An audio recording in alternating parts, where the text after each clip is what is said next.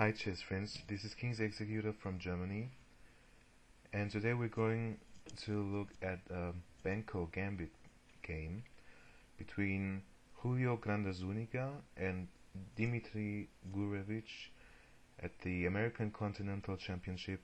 I guess it's Group 3 in 2005.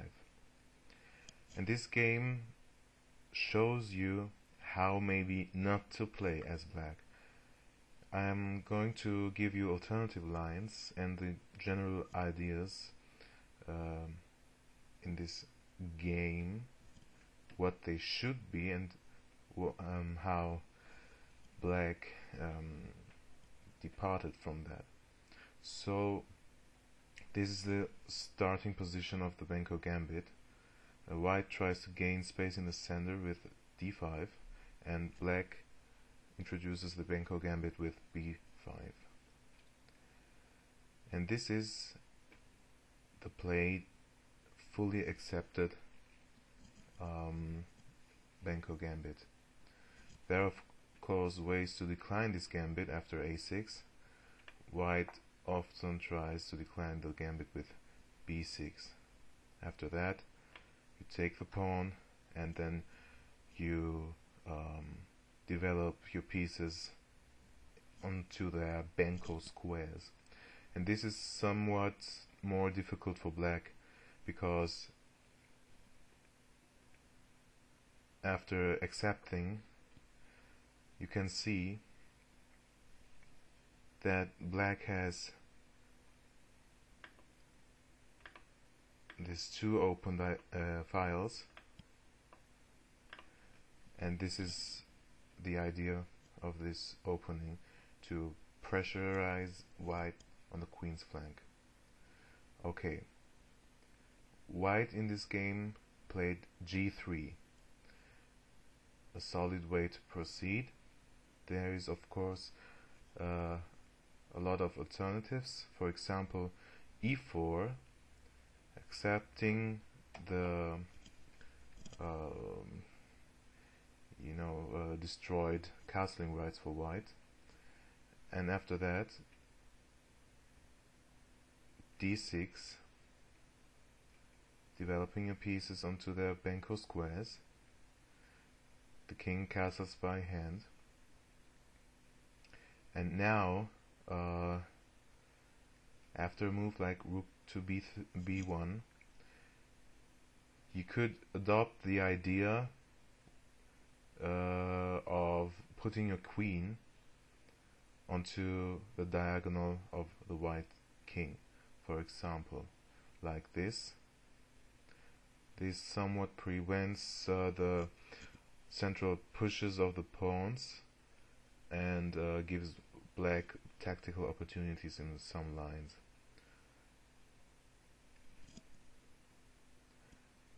White tries to block the queen side to give black no chance of counterplay at all. White tries to exchange the knights, and he would love to exchange foremost the c knight, because he defends the white queen side. But in this position, for example, you could play c4. This is an important idea in the Benko Gambit. Here you give your knight a square which may hop into d3 and trouble white. Also pressurize the queenside pawns more. Maybe white tries to take away that c5 square from the knight, and then you could try these unorthodox ideas, which are not that unusual in the Benko Gambit. Taking the knight with your important bishop, and here you see black has a solid position, and the white queenside pawns are somewhat loose. One of them is gonna fall now. white bishop interferes with the rooks. They don't protect each other, and this gives black tactical opportunities to take one of the pawns. If white tries something like rook a1, you can take the knight, force the king into the board, into the center of the board, give a check, and after that take the pawn and play f6, keeping any ideas of queen to g7 out of the question, and threatening knight to d3, forking rook and pawn. This is why white would try to protect the pawn. We take, and then we activate the queen.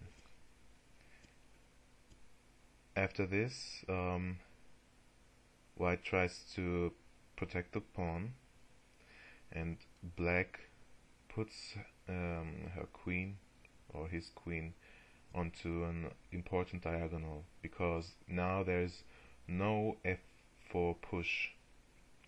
For example, if f4 here, our knight helps to attack the white king, and this is not really pleasant.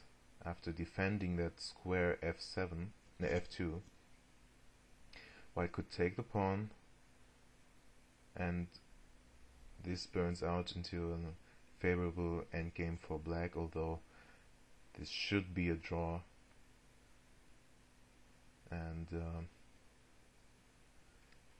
yeah, black has a pawn more and controls the e5 square somewhat, but this is not enough to win.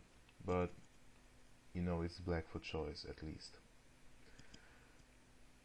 Okay, this is what could happen in this line, but Julio Granda-Zuniga chooses the more solid way to proceed with g3, preparing a kingside fianchetto and castling kingside. Then you go on with your usual maneuvers, developing your pieces onto their Benko squares, and this is the point again where rook a7 is employed. If you recall, we had a theoretical line where the white king stood on g2 instead of the bishop, and this would be in this position.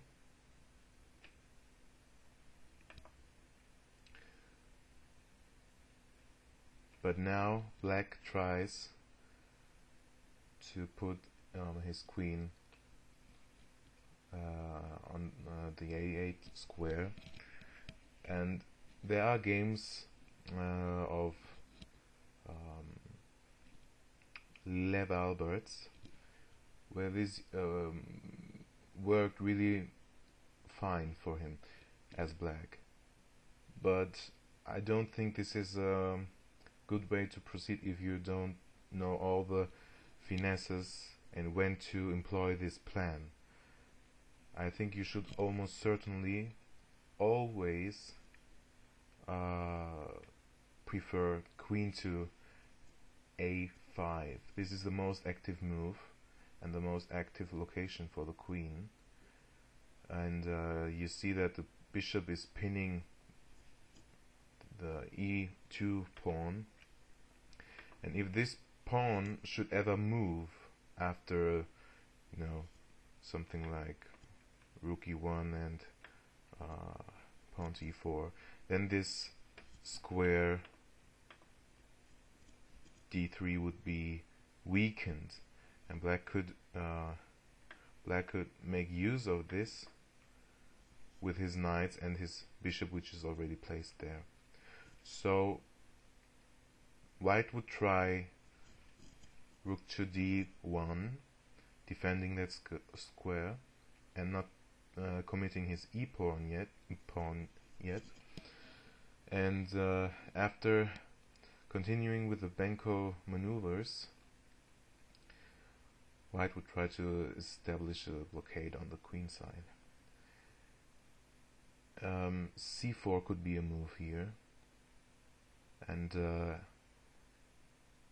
after using all the pieces to pressurize the white queenside pawns,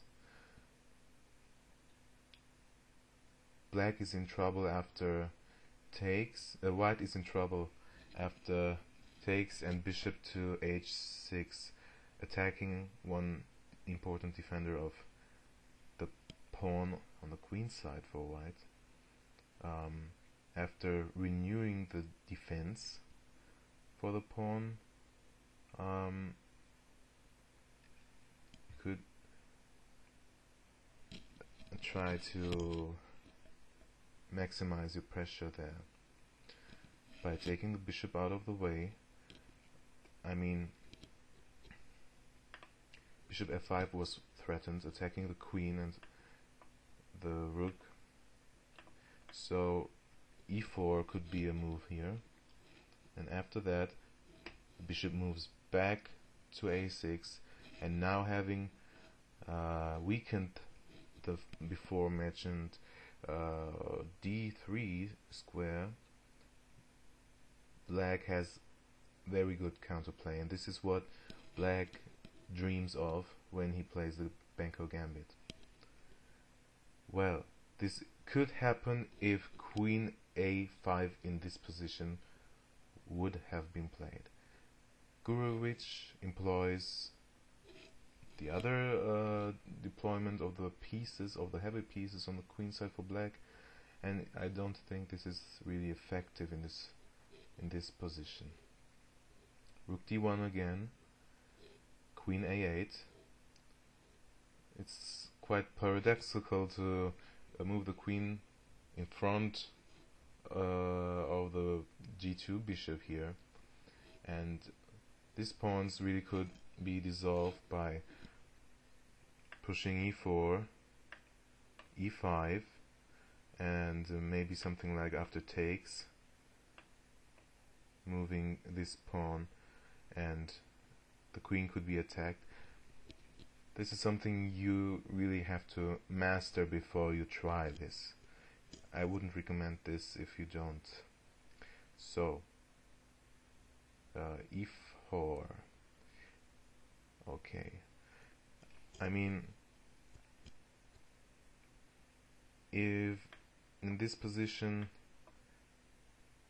you wouldn't play e4 as white, black could maybe try playing knight to b6, attacking the pawn 1, 2, and 3 times, which is defended only twice now, and I think this knight would be forced to get out of the way to help the bishop defending the pawn.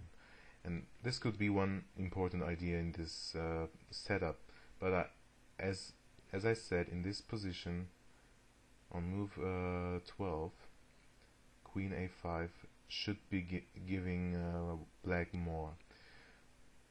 Okay.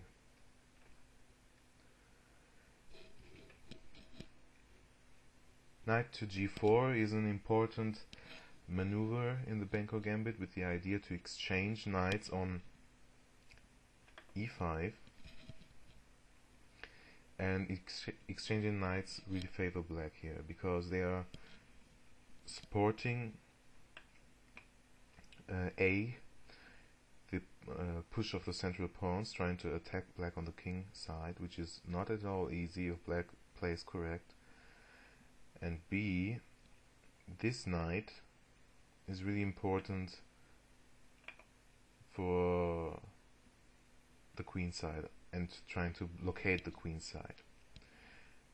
So it's even more important to try to exchange knights this way, playing maybe bishop out of the way to defend a knight on a4 and exchange it with this knight.